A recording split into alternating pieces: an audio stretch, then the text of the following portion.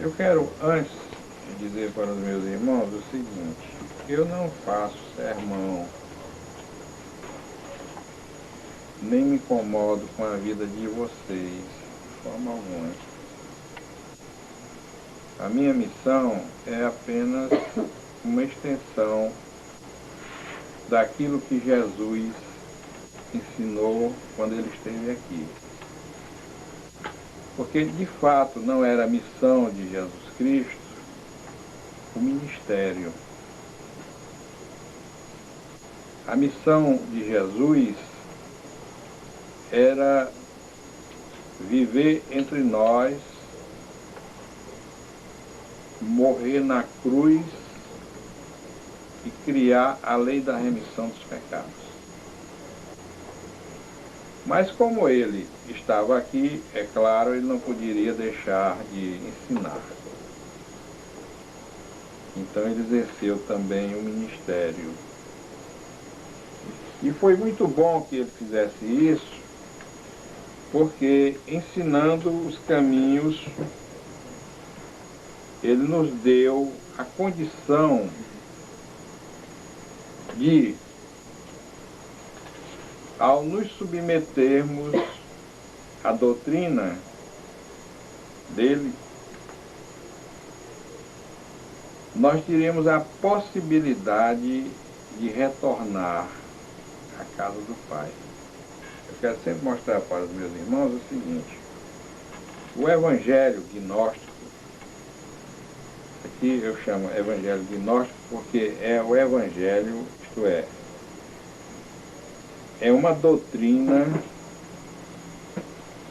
que nos foi revelada pelo Filho de Deus, Jesus Cristo, nosso Senhor e Salvador. E essa doutrina funciona mesmo. Não é uma coisa, uma doutrina humana, religiosa, natural. Isso aqui é um caminho interno que o indivíduo deverá descobrir e encetar para que ele possa ver a sua própria glória como Espírito, Filho de Deus, a glória do Filho de Deus, Jesus, e a glória do Pai, através da presença do Espírito Santo no santuário do nosso coração, que é a nossa alma. A alma é aqui, o Espírito aqui. Daqui para baixo é o animal. Toda obra que existe neste mundo, que nos causa admiração, não é proveniente do animal, é proveniente do espírito humano. Nós vemos uma filmadora dessa, por exemplo, isso é uma obra da reflexão, do estudo, do trabalho, da pesquisa que leva a esse resultado. E tudo que nós vemos neste mundo aqui dá testemunho de que nós somos não descendentes de macaco, mas nós somos filhos de Deus, perdidos.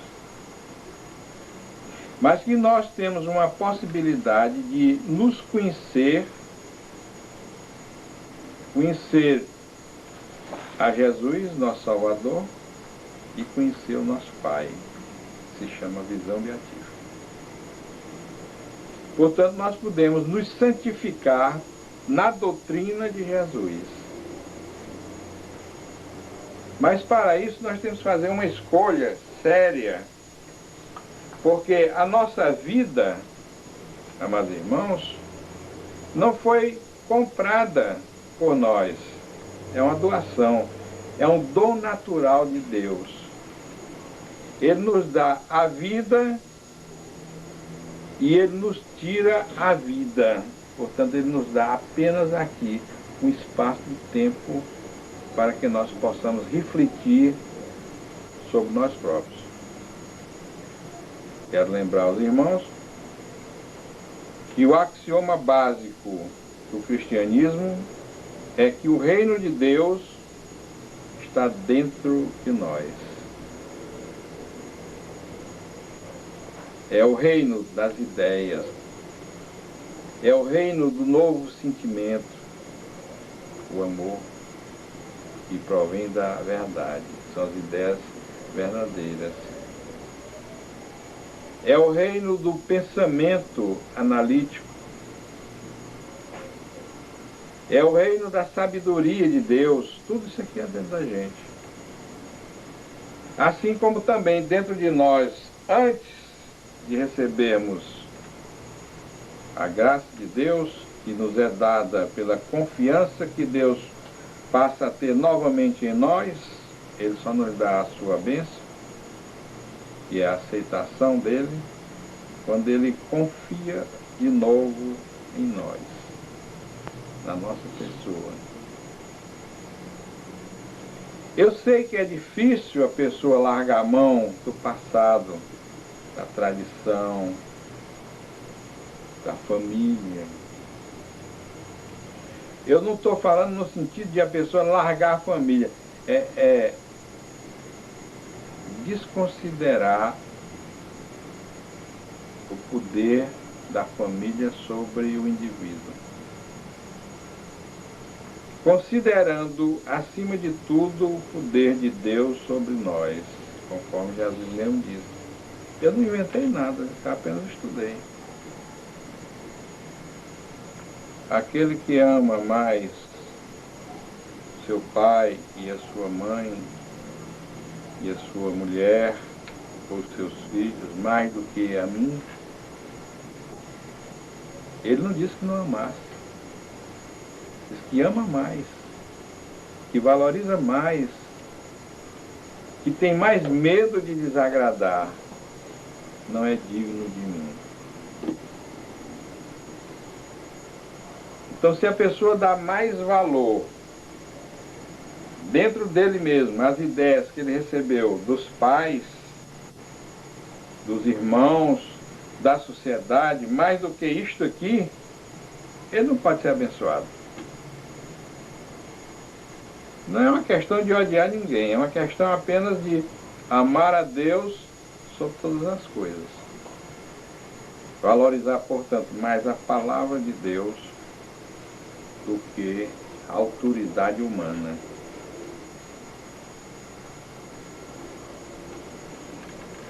E assim é que ele nos mostra, por exemplo, sobre o problema que nós estávamos falando aqui na última reunião, a respeito da adoração.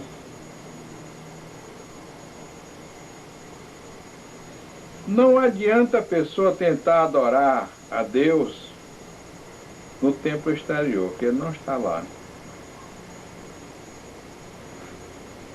Ele diz, não estou nem aqui, nem ali, nem acolá.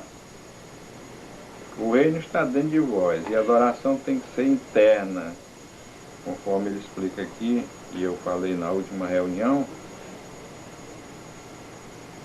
Os verdadeiros adoradores são aqueles que adoram em espírito e em verdade. Quando ele fala em espírito, ele está se referindo à vida interior. Em espírito, internamente. E em verdade, conforme a sabedoria e o amor de Deus. Você pode estar no meio da rua, dirigindo o seu carro, e está adorando a Deus.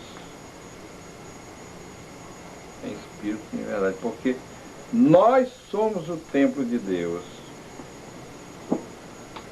E foi, depois da morte de Jesus, abolido o templo exterior, o sacerdócio, os rituais, a simbologia, tudo isso foi deixado de banda, de lado.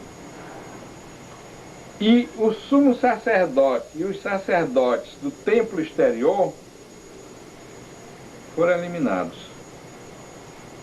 Quando o véu do templo, no momento que Jesus morreu, o véu do templo de Jerusalém, o do Santo Santório, partiu-se de cima até embaixo, miraculosamente. significando que chegou o momento em que o fim do templo exterior acabou. Não tem mais nada. Chegou o fim do templo exterior. E agora, vós sois o templo de Deus. O Espírito de Deus habita em vós. E aquele que destruir o templo de Deus pelo pecado, que é o desamor, é a hostilidade, é o medo, é a ambição, são os pecados. Será destruído por Deus, que é a morte. Isso se repete durante milênios e milênios, que o indivíduo morre e reencarna, morre e reencarna, morre e reencarna, porque ele não fez o trabalho dele. Qual é o trabalho que o homem tem que fazer? Ele tem que fazer a troca de personalidade. Que observe bem, nós somos um microcosmo, isto é, um pequeno mundo. Em nós está o Espírito, que sou eu.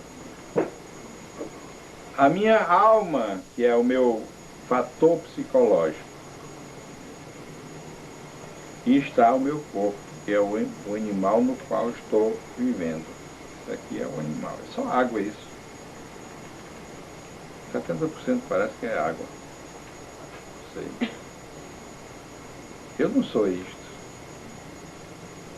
Eu sou um ser pensante. Eu sou um espírito, isto é, um ser espiritual.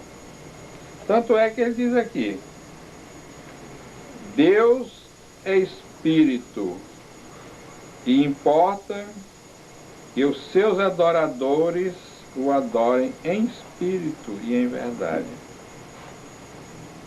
Para se adorar em espírito, amados irmãos, a pessoa tem que ter a visão espiritual. O cristianismo nunca pode ser popularizado, porque é uma ciência. E o povo não tem capacidade para entrar nisso. Nunca pode ser.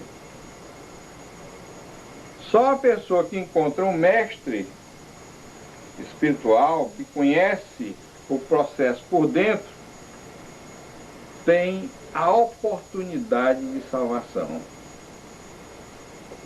Se o indivíduo não encontrar um mestre espiritual na vida dele, ele não tem a menor possibilidade de salvação.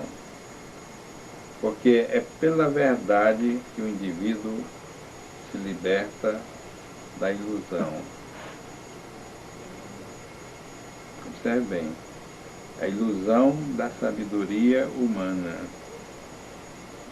da teologia humana, da psicologia humana, da filosofia humana, da magia humana, da política humana e, portanto, do seu passado.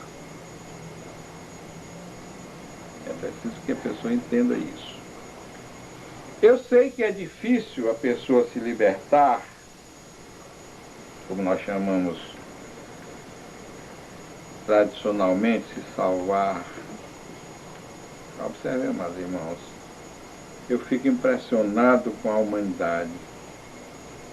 A humanidade frequenta uma igreja. A igreja é um emprego para o indivíduo que dirige a igreja. É uma função de sobrevivência. Por isso, quanto mais gente, mais dinheiro. E a mercadoria que eles oferecem é só ilusão. É uma coisa terrível. Você chega com o seu dinheiro bom, paga o que ele pede e ele dá para você embrulhado bem bonitinho, nada.